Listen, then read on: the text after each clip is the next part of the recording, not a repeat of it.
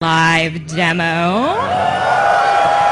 Tried to make that super, super dramatic. So, Max, if you want to start off the demo, I will stop talking.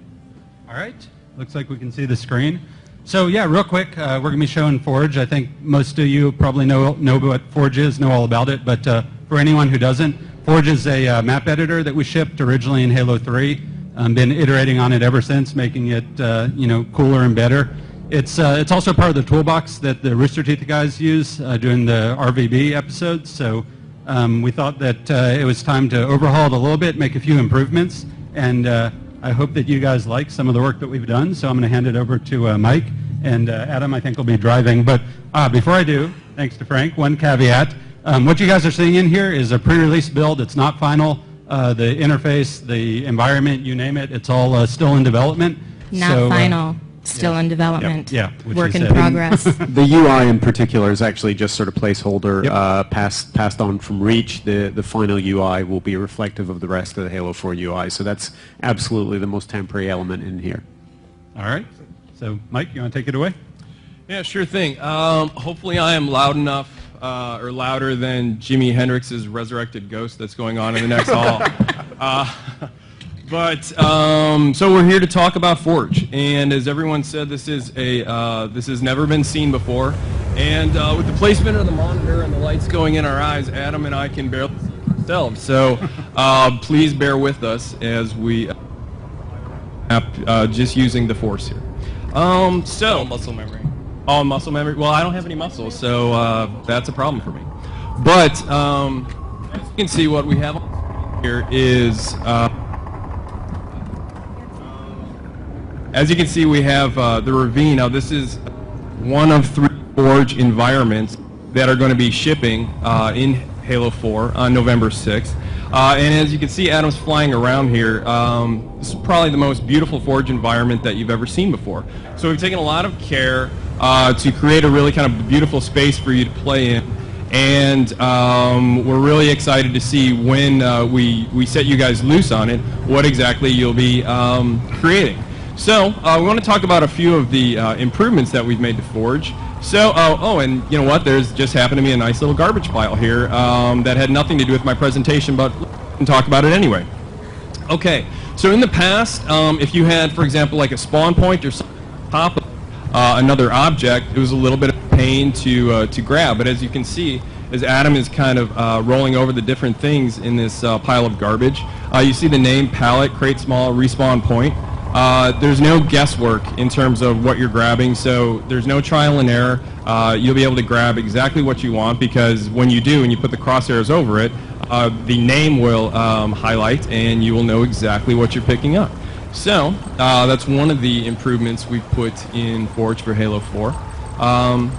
So if you have something, so this bunker round, for example, which you see the name down there because we got the nice highlights, and you're placing it, and you're taking a lot of time and loving care to put it exactly where you want it. One thing that used to be a drag was you could easily kind of accidentally bump the controller and move it out of the position, and all that time and loving care that you put into it is now down the drain. But if you have it where you like it, like Adam does here, we've given you the to lock it.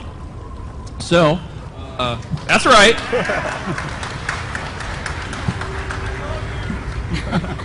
I love you more. So now we have this nice piece exactly where we want it. It's locked. It is going to stay there until the end of time, or when if Adam decides to unlock it and move it wherever he likes. So you see we have this half a bunker. I mean, who out there wants half a bunker?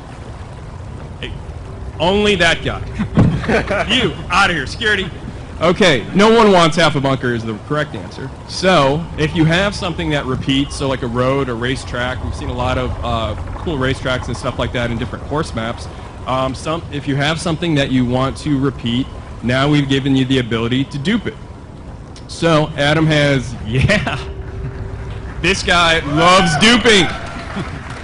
Okay, so Adam has duped the base, and he's getting it lined up, and you know, sometimes it used to be a little bit of a pain to get things exactly lined up. If you bump the controller and then the axes were kind of screwed up. So you've spoken, we've listened, and we've created a magnet system. How do magnets work?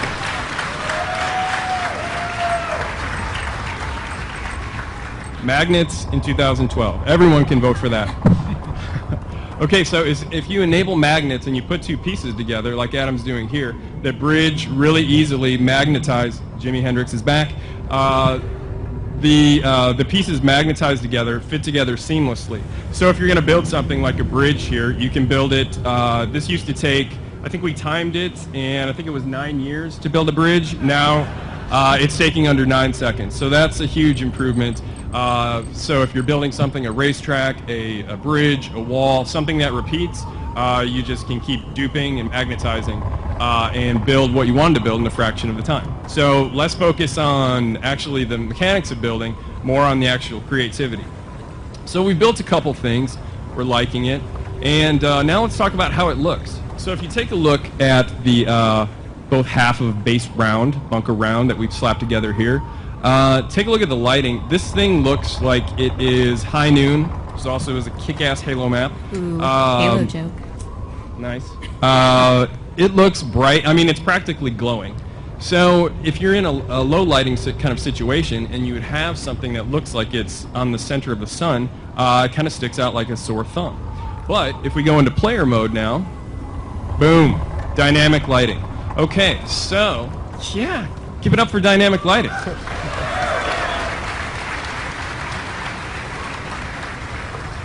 All Forge objects now accept shadows from the environment or other Forge objects. And if you see, like down there where Adam just was, Forge objects also cast shadows on the environment. So that means anything you put down in Forge is going to be a lot more integrated with the environment. So we want to give you the ability to create things faster and more efficiently, but we also have taken a lot of time and care to make sure that whatever you create is going to be beautiful. Did you say what the lighting system is called? Because it kind of sort of has the most amazing name ever. It does. The name is so amazing that it's a trade secret, and I cannot talk about it lest I be killed by Max.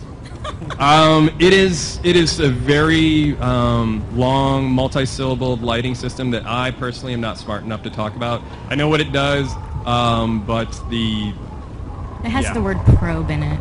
We'll just leave it at that. Yeah, let's just stay away from probe talk here. But it's really cool, and as you can see, it looks great.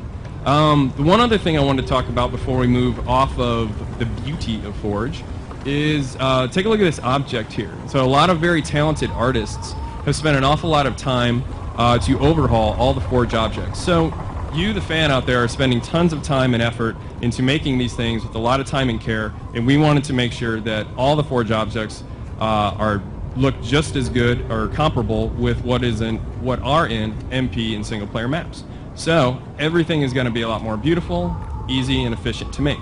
So now, let's see, we've got a little bridge going over the ravine. I've got money on saying Adam cannot make the jump, so let's see. You can do it. You can do it. So close. Oh my god. Not even close, as you can see. Okay, so in the past, if we wanted to make a jump like that, we would have to alter gravity, and that would apply to the entire map. So if you wanted to create low gravity, you'd have basically a low gravity map. That's right. Yeah! Yeah! I mean, you guys are so smart, I don't even need to tell you what's going on here.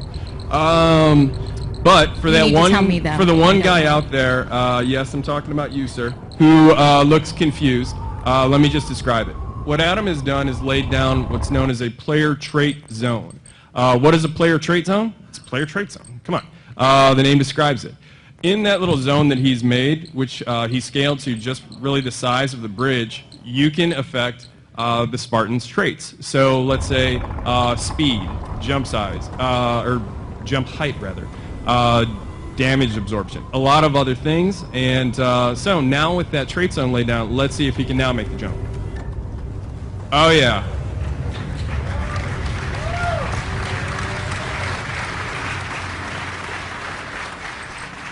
Max, you were supposed to tell me that I should have bet on that jump. Well, you were betting against me. Oh, that's right, that's right. Well, you pay me, so. Anyway, it all comes from him. Anyway, so we easily made that jump with the player trait zones, and we're really fired up because we think, in addition to a lot of the other improvements, we're really fired up to see what you, the fans, are going to create with these new player trait zones. Okay, so we're going across the other side now, and oh, okay. We made it easily, but unfortunately we did not stick the landing in Mary Lou Retton or Carrie Strug's fashion, depending on how old you are. Me, I'm old school, so he didn't pull a Mary Lou Retton, and we got to do something to change that. Okay, so we can easily lay down another player trait zone, and in that zone we can do something like either overshield when he gets in there, or damage resistance, and alter how much damage he can take. Invulnerable. I have a feeling that he is going to make the jump now. I know, it's like ESP. So, let's see. Max, double my salary if he makes it. Okay, good, done. Nice, okay.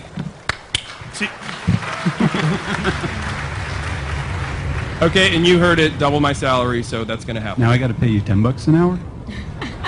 That's right, that's right. Welcome to the big times now. Okay, so those are just a couple things that we put into Forge for Halo 4, but we're really fired up to see what exactly you guys are going to be creating when we put these powers in your hands. Yeah, thank you, Mike. And we actually have something else related to this that we're going to be showing you all in just a little while after Kynan talks for a bit. So my next sentence may or may not be a hint at what that something later is, but in my opinion, it sure does look like you can make some awesome horse challenges on that map. Ooh, I wonder what's coming next. But Forge is only one of the modes coming in Halo 4, so we're going to talk a little bit about some of the multiplayer experiences that you will be having come November 6th.